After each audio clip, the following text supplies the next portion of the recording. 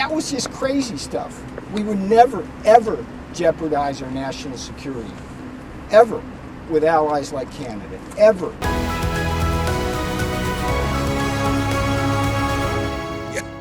But I've been thinking a bit more about the Trump approach to Canada, and here's a list of what he says he wants tangibly. This is just the things I can think of. He wants us to stop illegal migrants. He wants us to stop illegal drugs. He wants us to increase our military spending. He wants us to allow U.S. banks to compete in the Canadian market. He wants us to allow U.S. dairy to sell in Canada. I think those are the main things he's irritated about. Of course, he also says he's against a trade surplus. But I'm not sure if he's thought that through, given that the trade surplus is almost totally due to oil imports, which the U.S. can't just immediately replace with domestic production. Like with Canada, we lose $200 billion a year with Canada. That's because we allow them to make cars. We allow them to take lumber. We don't need their cars. We don't need their lumber. We don't need their food products because we make the same products right on the other side of the border. It's sort of crazy. So we've just allowed that, bad management has allowed it over the last 4 years in particular to become very imbalanced. And I call him Governor Trudeau, but he's Prime Minister Trudeau when he was Prime Minister. I asked him, why would we do that? Why? And he was unable to give me an answer. He said, I don't know. And I said, do you think it's fair that we're paying $200 billion to keep Canada going? And what would happen, I asked him, what would happen if we didn't do that, if we didn't subsidize Canada? He said, we'd be a failed nation. And I said, then you should be a state. Because why are we paying all of that money to Canada when, we could use it ourselves, right? So we take care of their military. We're going to order about 40 Coast Guard big icebreakers, big ones. And all of a sudden, Canada wants a piece of the deal. They say, why are we doing that? I mean, I like doing that if they're a state, but I don't like doing that if they're a nation. Also, they've been very nasty to us on trade. Historically, Canada has been very, very bad to us, very unfair to us on trade. So we'll see how it all works out. I would love to see Canada be the 51st state. The Canadian citizens, if that happened, would get a very big tax cut, tremendous tax cut, because they're very highly taxed. And you wouldn't have to worry about military. You wouldn't have to worry about many of the things. You'd have better health coverage. You'd have much better health coverage. So I think the people of Canada would like it, if it's explained. But just to start off, they'd have a massive tax cut. And they'd have a lot more business because then we'd let business go to Canada routinely and there'd be no tariffs. If we did that, there'd be no tariffs. So either he's going to buy it from us or some other foreign country. So he wants those things I listed, which I think are reasonable demands dealt with. And we could demand things in return. I'm sure it's called a negotiation. But instead, the Liberals were having a costume party last night where they each dressed up as little soldiers ready to go to rhetorical war against Trump. It was sort of crazy. And it made me think of this story I saw today in the Financial Times, which is a very prestigious newspaper based in London. White House official pushes to axe Canada from Five Eyes intelligence group.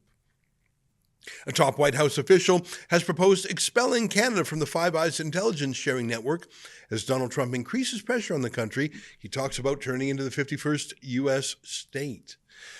Now, Five Eyes, of course, is sort of like the super friends of the Allies. It's just 5 countries, U.S., U.K., Canada, Australia, and New Zealand. Not even France or Germany. It's like a best friends club of democracies. It's the English-speaking countries. Now, Peter Navarro came out today to say, no, it's not true. But I wasn't convinced. All he kept saying is how mad he was that it was an anonymous source that said it. Here's a clip.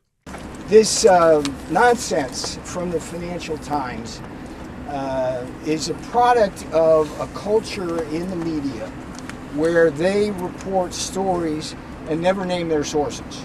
And my view is that we should never have to comment on any story where it's based on unnamed sources. Have you ever noticed that? Okay, that was just crazy stuff. We would never, ever jeopardize our national security, ever, with allies like Canada, ever. So please stop doing that. And I have proposed, and I hope somebody's hearing me, that we just don't pay any attention to any questions that are based on anonymous sources. Yeah, I'm not actually convinced either it was an intentional leak from Navarro, or it's a real leak and he's mad about it, but it was a weird way to refute something. The Financial Times says they stand by their story, by the way. But mainly, it's credible on the face. Trudeau supports Hamas through his tens of millions of dollars going to the UN Relief Works Agency. Trudeau supports the International Courts of Justice against Benjamin Netanyahu, saying that Canada would arrest Netanyahu if he ever set foot in Canada. Trudeau supports Communist China and hasn't lifted a finger to stop the Chinese Communist Party infiltration of the Canadian government, including in 11 electoral districts. So why wouldn't the U.S. kick Canada out of the Five Eyes intelligence alliance? Not out of vengeance, just like demanding Canada fund our military. That's not out of vengeance. And really, it goes to the thing that Trudeau hates, that 51st state business. But really, if we rely on the U.S. economy, if we rely on the U.S. military, if we don't stop ourselves from being invaded by foreign interests, in fact, if we fast track Gaza migrants, aren't we sort of acting like an unserious country, maybe like a state as opposed to a proud nation? I think maybe. Oh, hi, it's Ezra Levant here in Toronto with an important message because we need your help. Independent journalism in Canada is under attack. Government censors, big tech deplatformers, and the dying legacy media are all working together to maintain exclusive control on the information you receive. They don't want you to hear other voices like ours, and they really don't want you to be informed and to think for yourself. That's why the work we do here at Rebel News is so important. Our on-the-ground reporting, independent news shows, and special content you won't find anywhere else. It's all designed to give you trustworthy information and alternative viewpoints so you can decide for yourself. We don't get government money, and we are not owned by some big global conglomerate. We're funded by people just like you, so please support independent journalism and help us continue our work by subscribing and becoming a Rebel News Plus member today, right here on the page. Go to rebelnewsplus.com.